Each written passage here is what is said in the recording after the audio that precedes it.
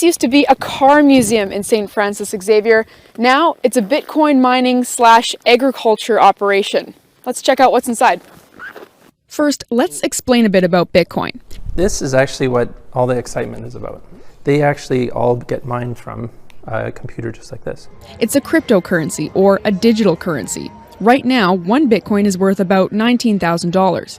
Creating Bitcoins and exchanging them requires a tremendous amount of computing power, and lots of computers like these. Often the heat generated from the computers goes to waste, but not here in St. Francis Xavier. Each one of those Bitcoin miners is producing heat, and to move that heat around traditionally you need fans. And because they're really tiny fans and they're moving so fast, it sounds like little airplanes. Warm. This is where the heat comes from. Okay, so these are Bitcoin miners. And so, the heat then from these computers, where does it go? Currently, these miners are heating the facility that we're in right now.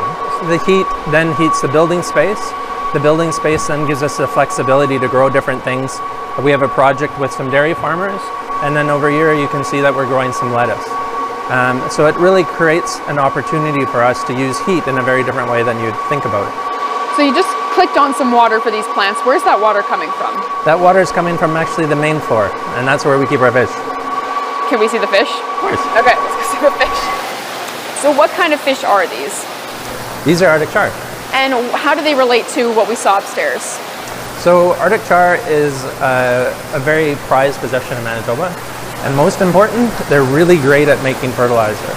So the fish that's liquid here, it's easy to move. So we can move it to where the plants were that you saw upstairs. So it's all connected. Much like Earth and how we need to get back to is, we need to get back to everything being connected. I think that people, when we're looking at the Manitoba economy, and when people go to their mailbox, especially being so cold, and they open up their Manitoba hydro bill, they get scared because they hear about rising rates of hydro and those types of things. Hydro is one of our best assets in the province. So is fresh water. And so we need to be able to support our food producers, whether it's growing fish or flowers or whatever it is, with alternative ways to use Manitoba's gifts. So if we can take that energy, instead of exporting it to the States and use it here in Manitoba, we value add that energy, we could do all sorts of great things. And the jobs that come out of my facility, guess what? They're helping our economy. Hardy hopes his operation becomes a place where people can research and develop sustainable food systems while programmers work with Bitcoin technology.